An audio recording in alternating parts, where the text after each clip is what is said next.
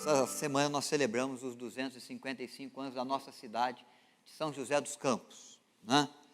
Somos gratos a Deus pela nossa cidade, pela sua beleza, pelas suas características, pela riqueza do seu solo, do seu povo, da sua gente, pela riqueza também na sua prosperidade, nas empresas, nos empregos, nas oportunidades de estudo. Muita gente tem vindo a São José, muitas pessoas têm passado por aqui durante a semana, preparando as vidas para o trabalho, em cursos, né? Em oportunidade ou em busca de oportunidade melhor na sua vida profissional. E graças a Deus, nossa cidade segue na sua prosperidade. Nosso ex-prefeito já dizia que bom mesmo é morar em São José dos Campos, não é mesmo? Nós somos felizes por essa graça, por essa bênção, por saber que o Senhor é aquele que tem dado sustento à cidade, tem dado alegria, tem trazido grandes possibilidades àqueles que aqui vivem, àqueles que por aqui passam, né? E, sobretudo, Deus tem nos dado a alegria de, como igreja, viver a graça do Evangelho na cidade.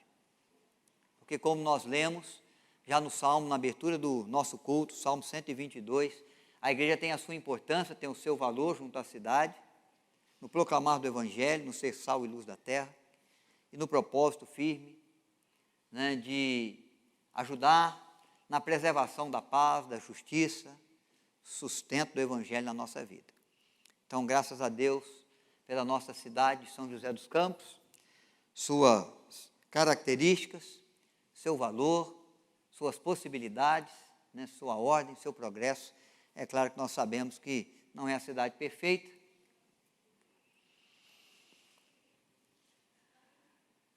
mas é aquela cidade que nós temos aprendido a amar e que tem nos amado, tem nos acolhido sempre, e acolhido tantos, né, com tanto carinho, com tanta possibilidade, e, sobretudo, no abençoar grandioso do Senhor.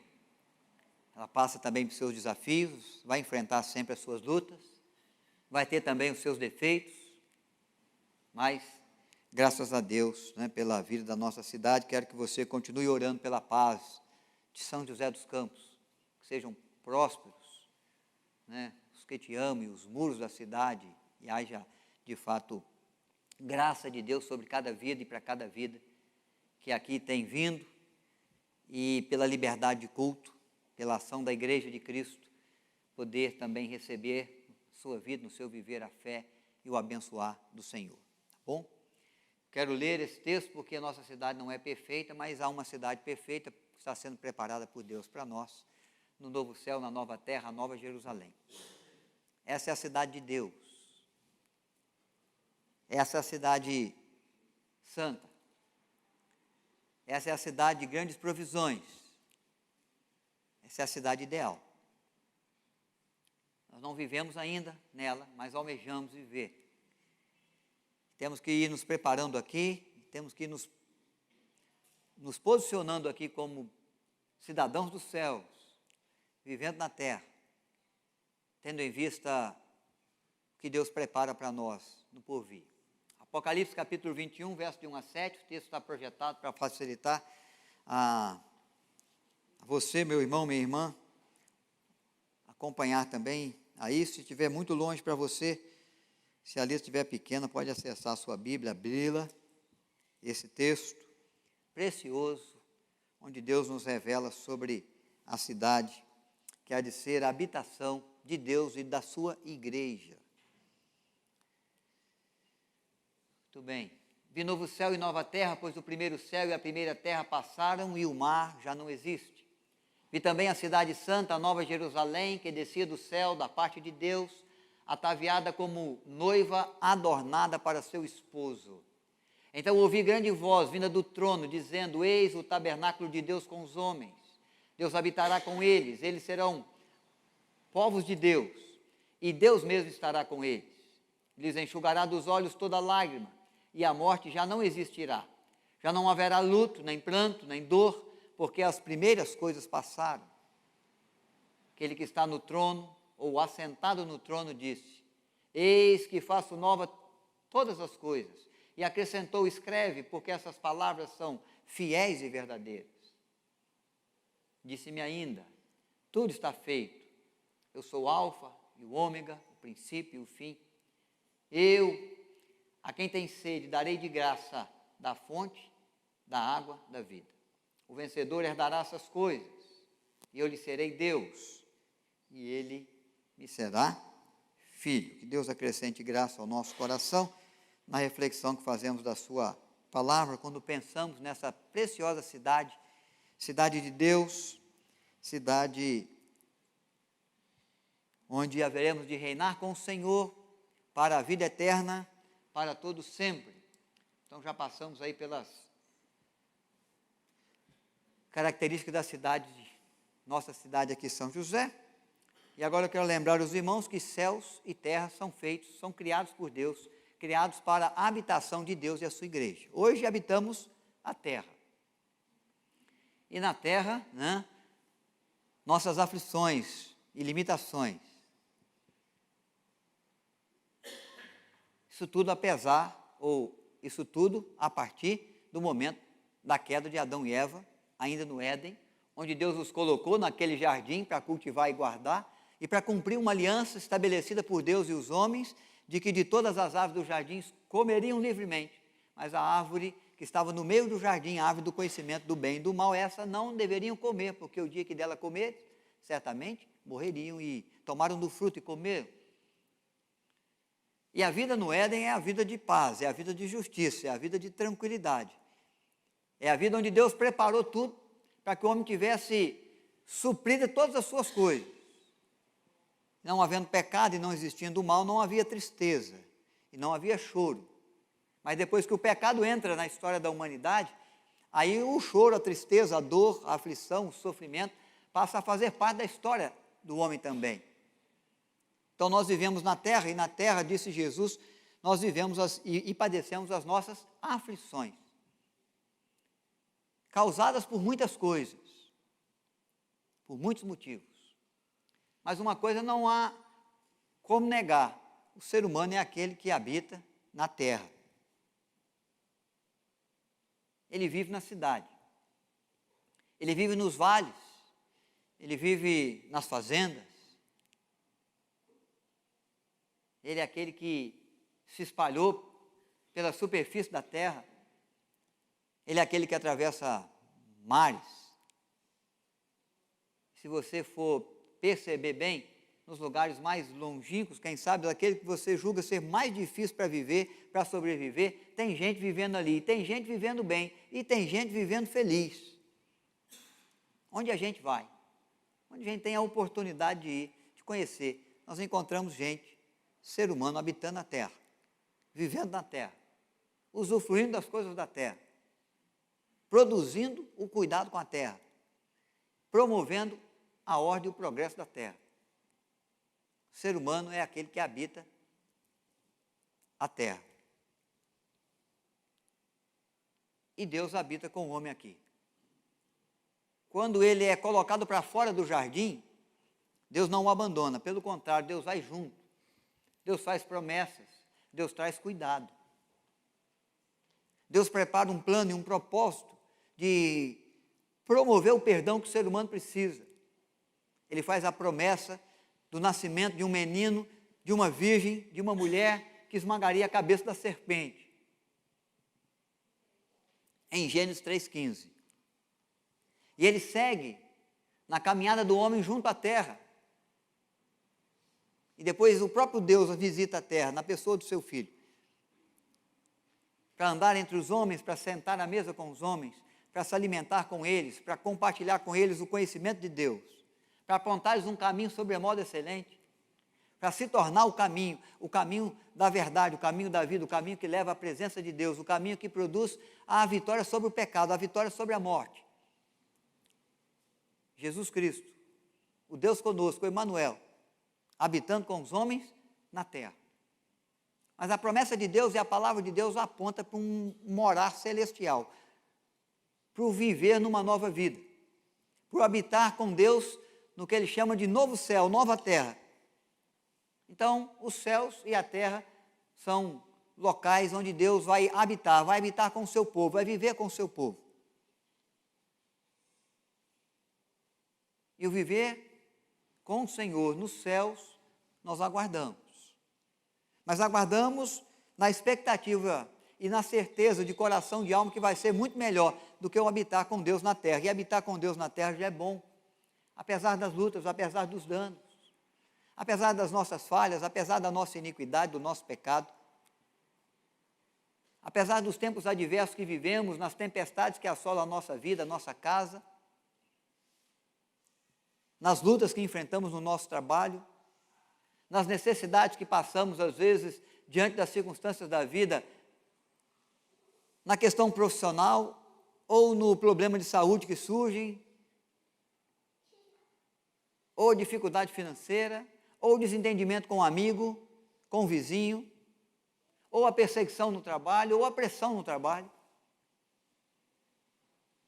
Muitas coisas que envolvem a nossa vida, mas há uma certeza que nós levamos também na alma. Viver com o Senhor junto à terra é o melhor se fazer, é o melhor caminho, é o que alcança melhor resultado.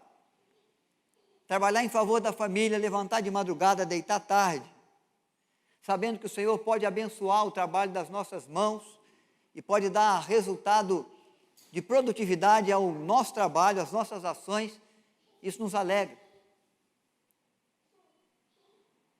Viver sem Deus é viver em lugares escorregadios. Viver sem Deus é viver sem muita confiança. Sem Deus é viver com a alma cheia de incertezas. Mas ainda bem que nós temos o Senhor no habitar da terra, porque vamos ter o Senhor de forma muito mais intensa, muito mais próxima, muito mais grandiosa, no habitar dos céus. Então, olhando para esse texto, eu estava pensando o que seria essa cidade ideal, a cidade de Deus para nós.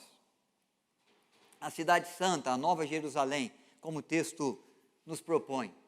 Quem ou o que não vai estar no novo céu, na nova terra? Nós vivemos aqui e temos que pensar, né? O que Deus reserva para nós lá? E quando eu penso, eu quero refletir com vocês hoje à noite mais sobre o que não vai ter lá, o que não vai existir lá. E por que não vai? Então diz o justo juiz. Deus é identificado na Bíblia como o justo juiz. No novo céu, na nova terra, não há lugar para incrédulos. Os céus vai ser composto de pessoas que creem em Deus. Não apenas crer na existência de Deus, mas no intervir de Deus. Não apenas no intervir de Deus no aspecto de indicar caminho, apontar direção, trazer sol ou trazer chuva, responder à prece, mas no intervir de Deus e crer que o Deus é aquele que de fato nos ama. E pelo seu amor para conosco, Ele nos enviou a Cristo, seu Filho.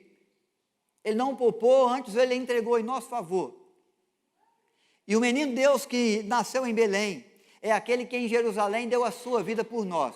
Entregou o seu corpo, verteu o seu sangue, para que todo aquele que nele crê, que crê na eficácia do sangue puro vertido na cruz, não pereça mais o dano do pecado e da morte, mas alcance de Deus, pela graça de Deus, vida eterna, vida sem fim, pelo perdão de Deus que nos vem, quando a justiça de Deus se faz justiça em nosso favor em Cristo. Jesus é o santo, é o sem pecado, é o Cordeiro de Deus, que é avaliado pelo mundo e vivendo no mundo, não cometeu nenhum pecado, nenhum dano, nenhum mal contra Deus, nenhum erro, nenhuma falha, nenhuma negligência, dentro do querer e do propósito de Deus com a sua presença, com a sua existência no mundo.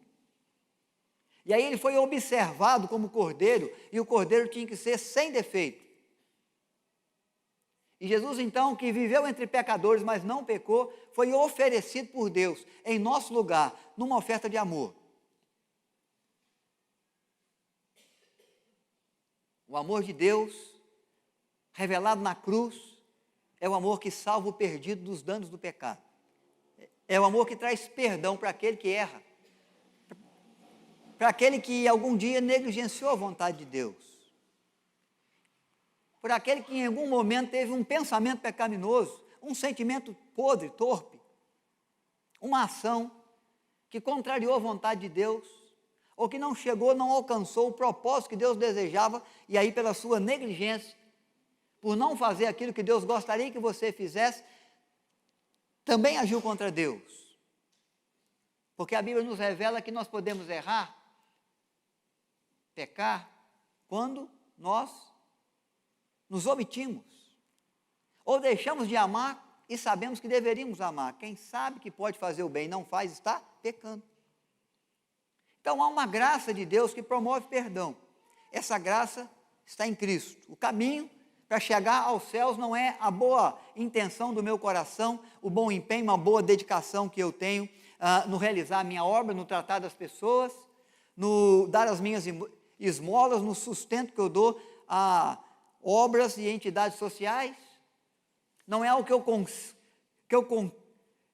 conquisto pelo meu empenho, na minha vida devocional, na minha vida de busca por Deus, é algo que Deus fez por mim, realizando a sua obra em Cristo, na cruz. Porque por mais que eu me esforce, que eu me empenhe, eu não posso fazer o bastante para conquistar isso, para alcançar isso por mim mesmo. Então o que Deus exige de mim? Exige a fé.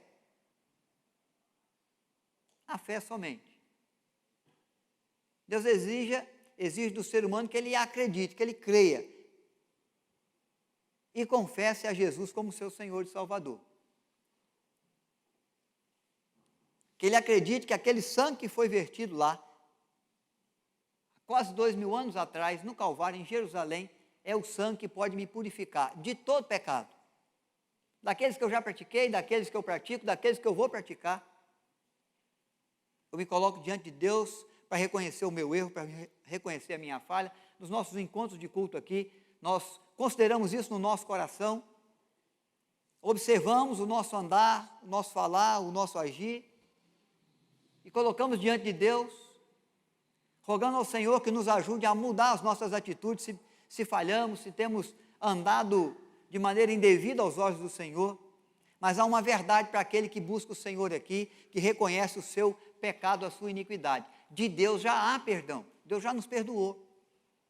A graça de Deus já é suficiente para conceder o perdão de toda a culpa, de toda a falha, de todo pecado.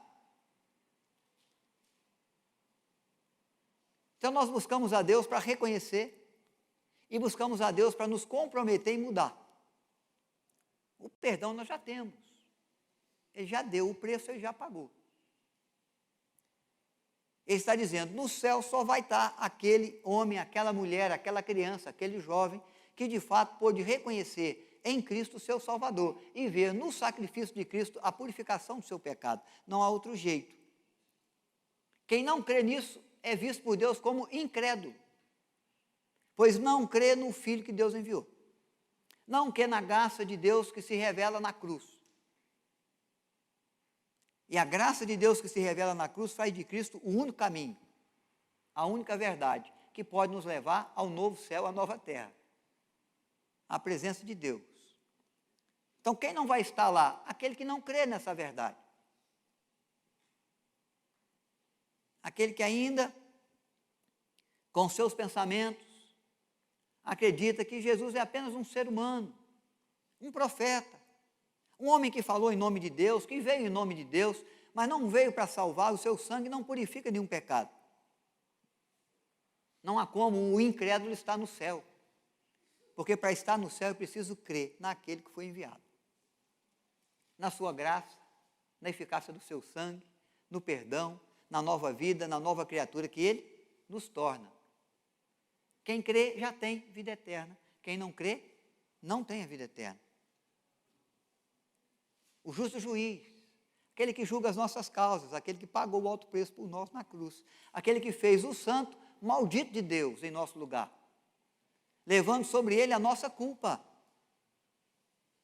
e fazendo com que ele padecesse em razão da nossa iniquidade. Os moralmente corrompidos. Quem é moralmente perfeito? Humanamente falando, ninguém. Porque para mim ser moralmente perfeito, Eu não poderia cometer nenhum pecado, nenhum erro, nenhum deslize. E eu cometo também. Nem por pensamento, nem por intenção. Às vezes até a nossa intenção é pura, é boa, é justa. Ou a nossa proposta, a nossa ação, mas a intenção que nos leva a fazer é podre. Jesus fala isso, Jesus aponta essa verdade na vida de religiosos, fariseus, escribas, que viviam em Jerusalém, que davam esmolas, que iam à sinagoga, que cumpriam todos os rituais sagrados, exigidos por Deus na sua palavra no tempo do conduzido povo de Israel. Gente que era aplaudida pelo seu procedimento, mas que é contemplada por Cristo no seu propósito e é identificado como o quê? Gente aparentemente correta, mas de interior podre. E aí Jesus os chama de sepulcros caiados, por fora branquinhos, limpos, lindos, belos, por dentro mal cheirosos, podres, moralmente corrompidos, como eu e você. E em razão do nosso pecado, nós estamos condenados à eternidade sem Deus. Porque nós nos corrompemos também. Você pode nunca ter matado ninguém de verdade, né? Tomar atitude de homicídio contra alguém. Mas a Bíblia diz, Jesus diz, que aquele que de fato odeia o seu irmão, já o matou. Você pode não ter se envolvido em nenhum sentimento, nenhuma atitude de adultério, de sexo ilícito, na sua atitude humana, mas o Senhor Jesus disse que se alguém olha para uma mulher ou para um homem com um olhar impuro, já coabitou com ele, já cometeu o dano, já está moralmente corrompido.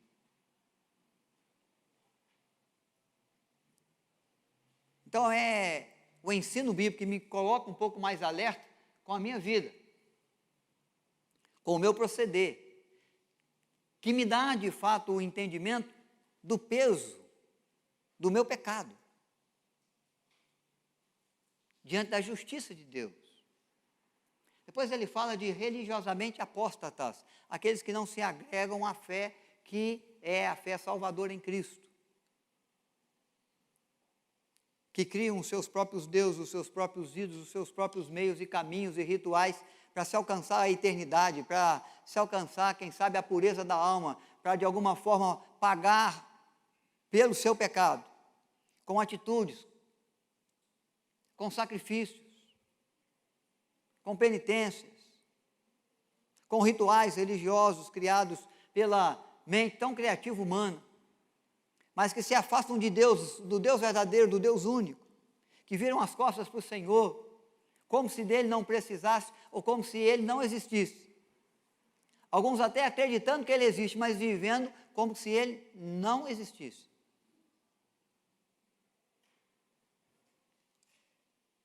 A Bíblia diz que para os mentirosos não há lugar no novo céu, na nova terra. E a Bíblia chega a nos lembrar de um tipo de mentiroso que diz assim: eu não tenho pecado.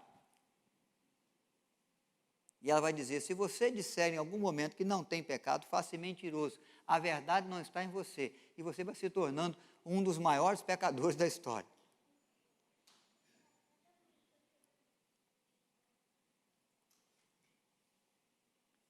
Quem nunca contou uma mentira? Existe até um dito popular que todo mundo tem direito a uma mentirinha do dia. Às vezes a gente usa ela, né? 1, 2, 3, 10 vezes. Todo homem é mentiroso. O coração do homem é enganoso e às vezes nos coloca por caminhos mentirosos. E às vezes até quando nós falamos a verdade, ou estamos convictos de que falamos a verdade, conhecemos muito pouco de todas as coisas e estamos mentindo, porque não temos o conhecimento de todos os fatos. E enganamos até a nós mesmos. O justo juiz contempla o mundo pecaminoso, o ser humano pecador, E ele diz, para você não há lugar no novo céu, na nova terra. Porque são incrédulos. Porque são moralmente corrompidos. Porque religiosamente vocês não creem em Deus, se afastam dele. Porque são capazes de mentir. A verdade não está em vós. Quando o olhar de Deus percorre a terra, se depara com a minha história, com a sua história, com a minha vida, com a sua vida, ele vai dizer para nós, não há lugar para você. Mas ainda bem que ele nos providenciou a solução que é Cristo, que morreu lá naquela cruz. E aí Deus não nos trata segundo o nosso pecado, mas ele usa da sua misericórdia. Quando nós falamos de salvação, de solução de Deus para nós, nós falamos de graça, favor não merecido e misericórdia. Misericórdia porque ele não dá aquilo que a gente merece, em razão do nosso pecado, da nossa culpa, da nossa iniquidade. O salário do pecado é a morte. Aquele que peca está destituído da glória de Deus, não há lugar para ele diante do Senhor, na presença do Senhor. Ele está separado de Deus, ele está impedido de viver na presença de Deus. Mas a cruz é o agir misericordioso de Deus, que não nos trata em razão do nosso pecado, mas nos trata segundo a sua misericórdia. Não oferece para nós, não traz para nós aquilo que merecemos, mas ele nos oferece aquilo que a gente não merece, dá perdão para aquele que tem culpa. Traz salvação para aquele que é condenado. E manifesta para nós a sua graça, que é oferecer aquilo que a gente não merece. Além dele não dar o que eu mereço, ele me presenteia com aquilo que eu não mereço.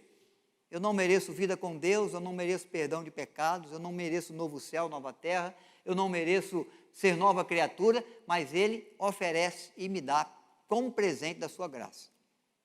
O favor não merecido de Deus, que se estende à humanidade por seu amor, demonstrado por nós em Cristo Jesus naquela cruz. Foi pelas pisaduras, pelos sofrimentos de Cristo que nós fomos sarados.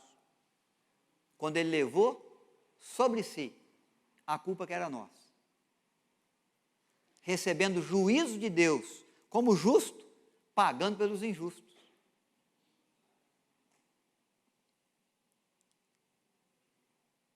Então nós temos que entender que lá no novo céu, na nova terra, nós vamos viver como nova criatura. Por isso que a Bíblia vai tratar a igreja de quê? São santos de Deus na terra. Mas santos de Deus cometendo tanto delito, tanto pecado. É uma geração santa que Deus levanta, que Deus vai aperfeiçoando, que Deus vai cuidando, que Deus vai disciplinando, que Deus vai preparando para viver a santidade total no céu. Mas enquanto ele caminha com a gente, ele vai nos colocando no caminho da santidade, para a gente perceber o peso do pecado, a dor do dano do pecado, a aflição que o pecado pode trazer, e para a gente começar a caminhar como aquele cidadão que entendeu o amor dele por nós na cruz. E aí a gente vai lutar para não ser tão mentiroso assim, para viver na prática da verdade e não da mentira, para não nos afastar de Deus na nossa apostasia, criando os nossos próprios deuses e ídolos do nosso coração, mas levando diante de Deus a nossa vida e buscando manifestar no nosso viver a fé que temos no Senhor, a confiança que depositamos nele, só nele, e na sua graça, e na sua bênção, na sua salvação.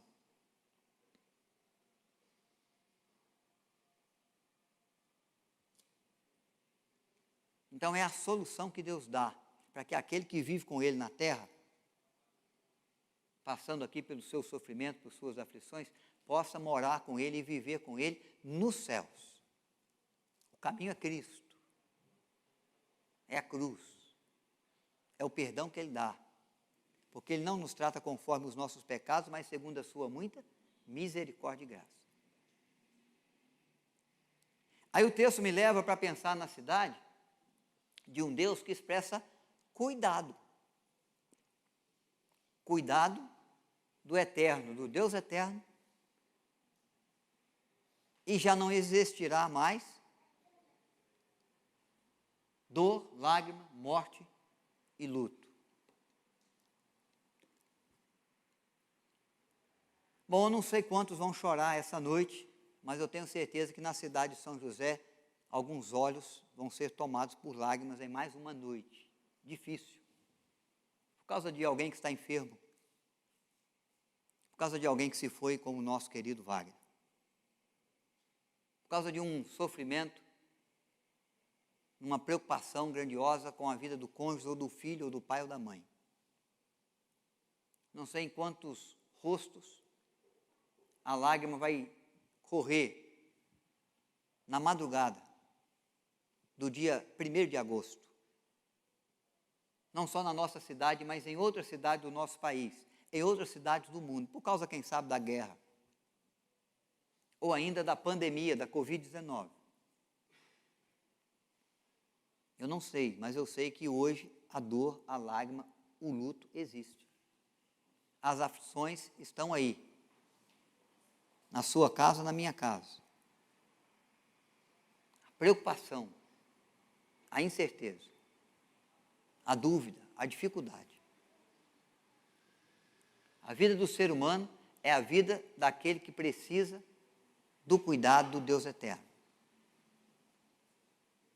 E Apocalipse e a Bíblia, quando nos revela a graça de Deus que em Cristo vem de encontro à nossa história, revela que Deus é aquele que pode cuidar de nós, que tem cuidado de nós. Cuidado de Deus não falta à vida dos seus filhos, das suas filhas, dos seus servos, das suas servas. O texto diz que na cidade ideal, na cidade de Deus, Ele, o Senhor, Ele mesmo, o Deus eterno, o Deus que tudo pode, o Deus para o qual não há impossíveis, o Deus que, quando tem a proposta de agir, ninguém pode impedir o agir da sua mão. O Deus que abre porta, ninguém consegue fechar. O Deus que traz chuva sobre a terra para torná-la produtiva.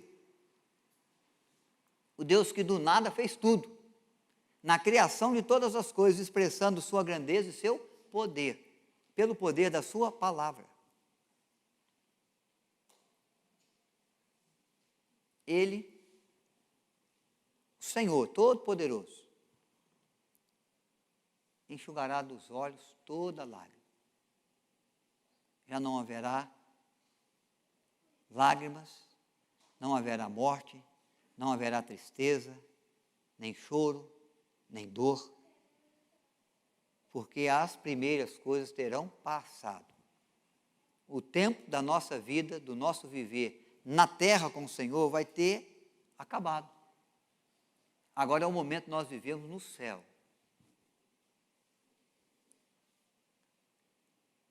Nós não sabemos ainda o que é viver no céu, mas todo ser humano tem uma ideia de que é algo bom.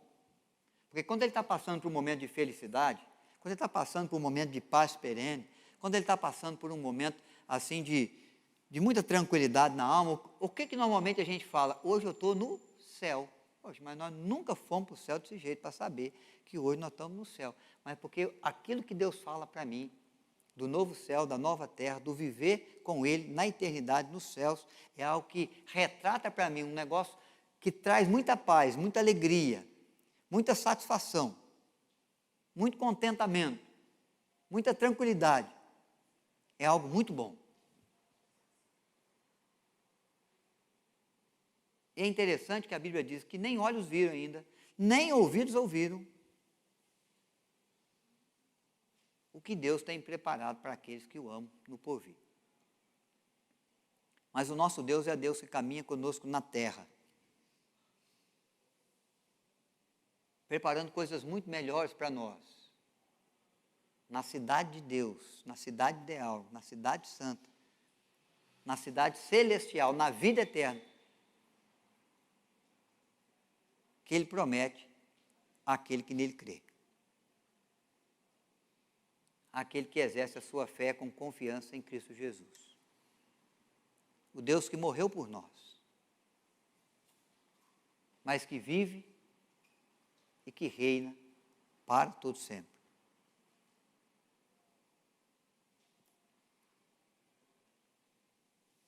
Então, nesse momento em que avaliamos o cuidado de Deus, a justiça de Deus, eu quero que você avalie o que tem trazido dor à sua vida, à sua casa, ao seu trabalho, o que tem sido difícil demais para você lá. Qual é a sua maior preocupação?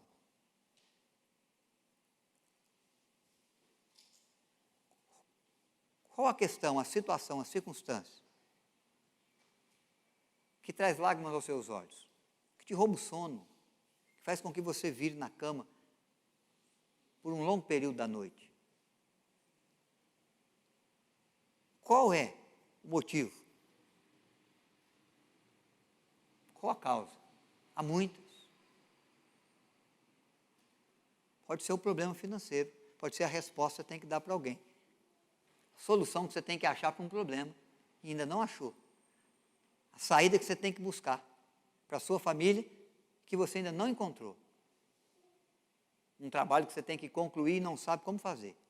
Uma resposta a um questionamento do seu coração, da sua alma, ou que alguém fez para você e você ainda não sabe o que dizer. Tem muita coisa que rouba o nosso sono. Há muita angústia, há muita causa da nossa dor, da nossa lágrima. Eu não preciso saber qual é, mas eu sei que Deus diz para mim e para você de que Ele é aquele que pode enxugar dos olhos toda lágrima. Ele é aquele que pode trazer o cuidado do Deus que tudo pode.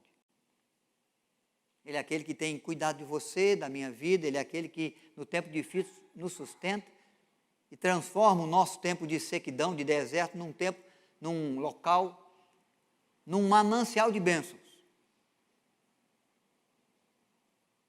Nosso cuidado vem do Senhor.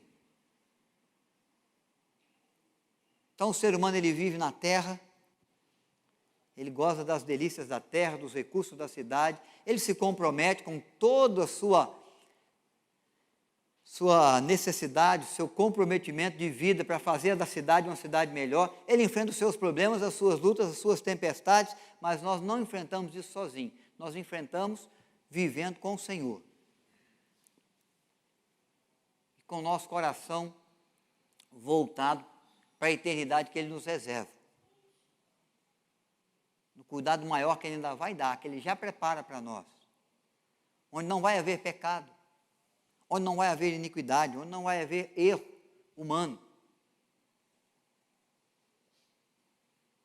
E por isso não há necessidade de lágrimas, de dor, de tristeza, porque essas coisas são coisas comuns no tempo do viver nosso na terra.